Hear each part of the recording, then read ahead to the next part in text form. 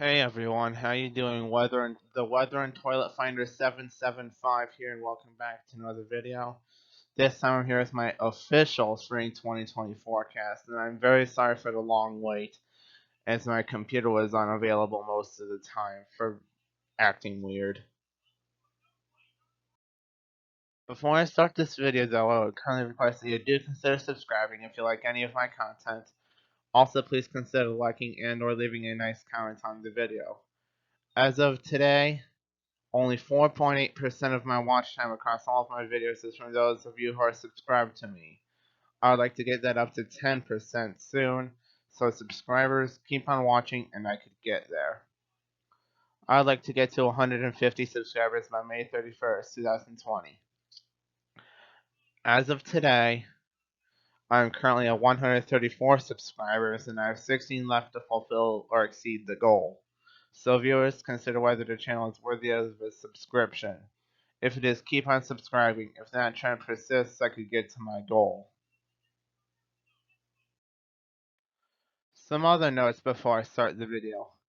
I am out of school until April 12th, 2020, 27 calendar days from now, due to the coronavirus and COVID-19, which is the virus and disease reporters and radio stations have been talking about, and it is so worked up that I confess that this slide is the absolute only time I mention it throughout this entire video.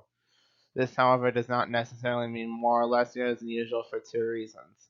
One, my school is reverted to online learning until April 12th, and two, I might only be uploading some of the times I'm able to have free time. This video is 100% not related to the harmful germ, only my spring forecast, so please try your best to refrain from freaking out in the comment section. Just today, March 17th, 2020, I have changed my name to the Weather and Toilet Finder 775. Don't worry or fear, this will be the last name change and it will not, I repeat, will not affect the type of content I upload to YouTube. Happy St. Patrick's Day. That, coupled with it turning to spring in a couple days, is the explanation why the slides are green in color. By the way, the vernal equinox, which is the start of spring, is on Thursday, March 19th, 2020 at 10:49 p.m. Central Daylight Time. To find out the time of the vernal equinox in your exact area, add an hour going east and subtract an hour going west, and or just do a quick Google search. Now let's get right into it. First off, I'm starting with the precipitation outlook, and then I'm going to start talking about below average precipitation. So for the western U.S., this is my only below average precipitation area that I have outlooked. It extends from central California all the way through Washington and then horseshoeing into far northern Idaho and northwestern Montana. This is where I'm expecting slightly below average precipitation. And then we even have a second shade of gold. We even have a shade of gold here for Northern California and western portions of Oregon and Washington State. This is where I'm experiencing moderately below average precipitation this spring. Now let's start talking about the above average precipitation area, which is going to be kind of exciting. It's kind of huge. Spoiler alert, it is kind of huge and takes up roughly the eastern 2/3 of the country. So as we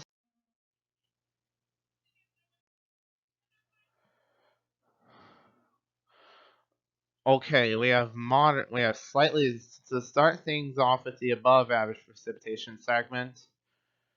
We have slightly above average precipitation from Texas, Oklahoma, Kansas, eastern portions of Nebraska and North and South Dakota, all the way to the eastern seaboard in New England.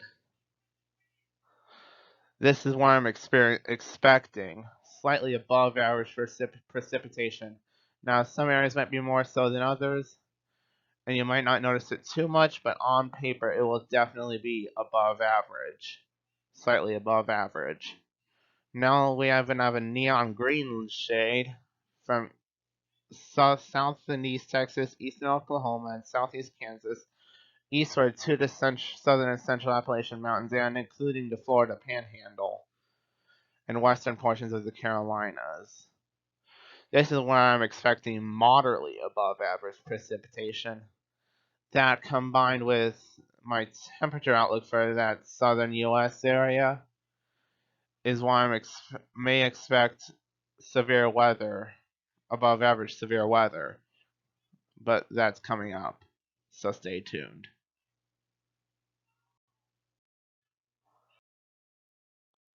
Now to get, as you can see here, we have one area of slightly below average temperatures, and this is only going to be the first layer and the only area of below average temperatures.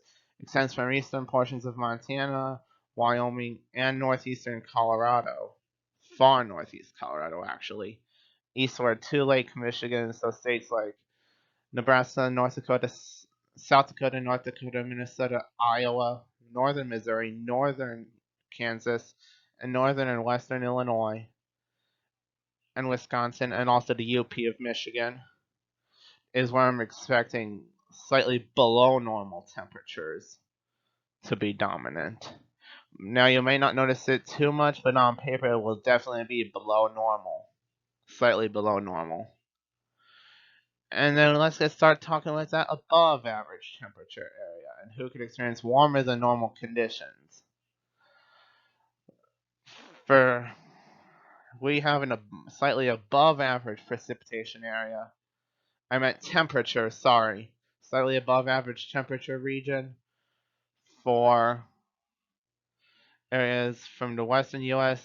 dipping down to the southern U.S. and then horseshoeing back up, almost horseshoeing back up into the southern portions of the eastern seaboard. Is where I'm expecting slightly above average temperatures.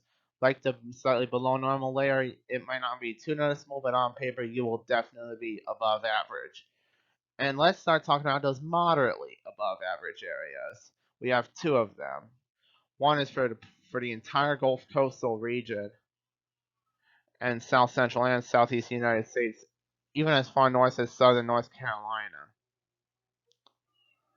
This is where I'm expecting moderately above average temperatures. And it's going to be very noticeable. It's going to be pretty noticeable in those red areas, but not so much in the orange areas.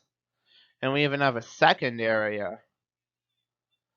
We have another area extending from far southeast California into Arizona, Utah, into much of Arizona, much of Utah, southwest Colorado, western New Mexico, central and western New Mexico, and southern West Texas.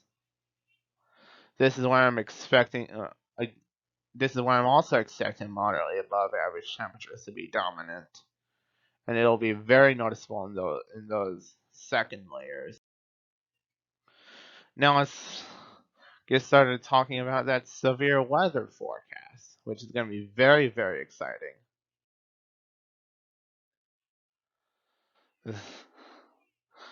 So this is my severe weather outlook. In the pink shading, we have above average severe weather from Texas and Oklahoma and Kansas all the way eastward through to the Ohio Valley and going down into the Carolinas, excluding the northern portion of North Carolina. This is where and including the entire Gulf coastal region. This is where I'm expecting above average severe weather. And it also includes the southern Appalachian Mountains. Now we even have a second area of above average severe weather. This is where I'm expecting the most severe weather this spring to occur. So this is for northern East Texas, Oklahoma, and eastern Oklahoma especially, southeastern Kansas, through much of Arkansas and central and southern Missouri, all the way through southwest Indiana, western Kentucky, and western Tennessee, and far northwest Mississippi. This is when I'm expecting the most severe weather this spring to occur.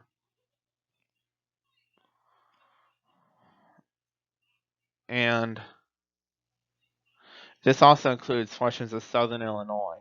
And it's less noticeable up north towards central Illinois, towards like the Peoria and Lincoln areas. And then we even have it jutting into southeastern Iowa a little bit. But the bulk of the severe weather is south of there, south of the Keokuk, Iowa tri-state area. Now let's start talking about that overall forecast. In 5, 4, 3, 2, 1, 0.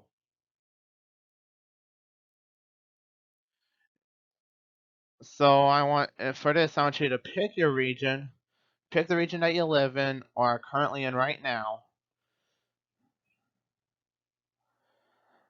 and I'll break it down region by region.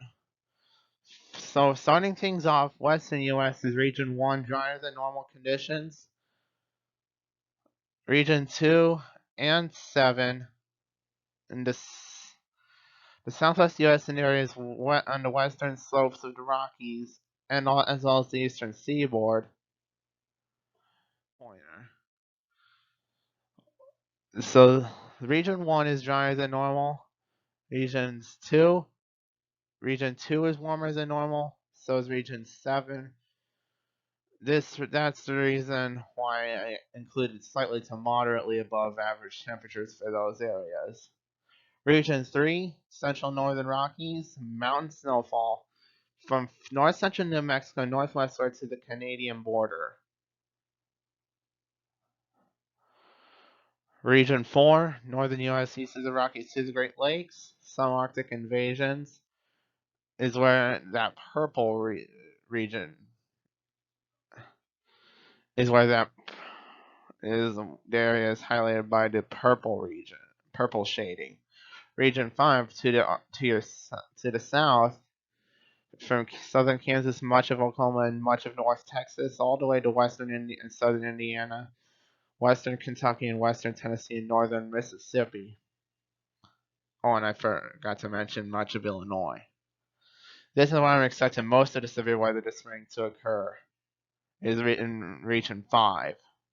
Region 6, southern and southeast U.S., and central Appalachians up to the Ohio River. Up to roughly the Ohio River is where I'm expecting above average thunderstorms and potentially above average severe weather. Well, should say that's pretty likely as covered in that severe weather outlook. Region 8, northeast, a little colder earlier in the season. So from Michigan and eastern and northern Indiana, all the way through to the northeast, is where I'm expecting a little colder than normal early in the season. Region 9, interior northeast, can expect some snow, especially early. Now for that 10th region, I didn't really include a color because it's going to be around average. Some severe weather might occur, some snow, some warmth, some thunderstorms, some cold, but it'll all pan out to be around average by the end of the season. So that's why I didn't include any color. So that was my spring 2020 outlook. If you enjoyed the video, please click like and or comment and or subscribe. And I will see you guys in the next video. See ya. Bye.